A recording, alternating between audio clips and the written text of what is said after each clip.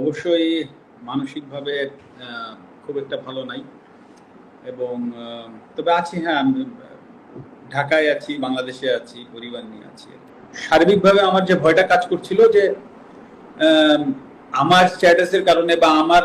কোনো একটা ভুল পদক্ষেপের কারণে যদি জিনিসটা আরো বড় হয়ে যায়,